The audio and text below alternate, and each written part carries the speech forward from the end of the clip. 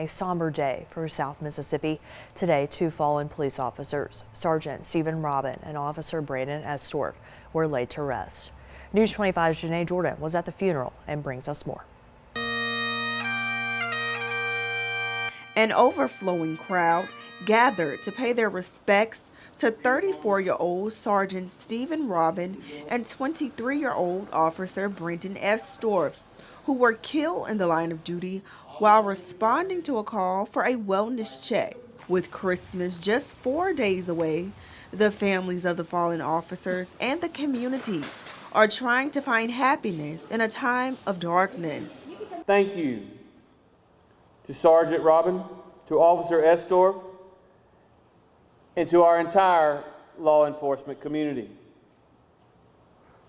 Those of you who put on the uniform carry the weight of our entire state on your shoulders.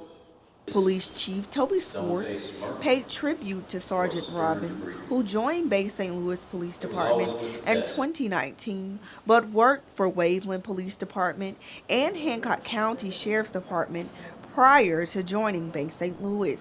When speaking with Steven's family, his fellow officers, and the community he touched, they'll tell you he was much more than an outstanding police officer holding up his oath to protect you and me.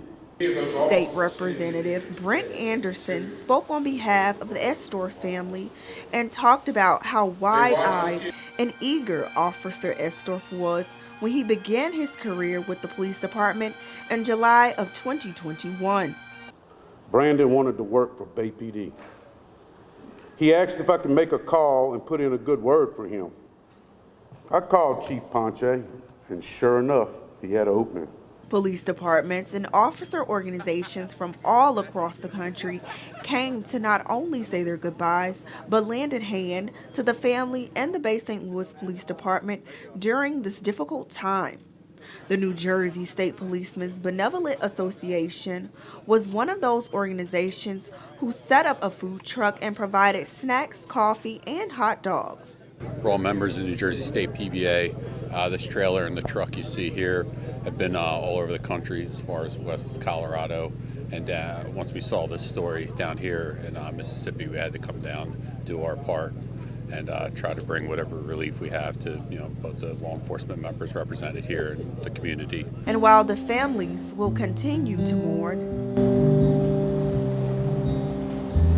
their light will forever shine. In Bay St. Louis, Sgt-Jordan, WXXV, the place for news.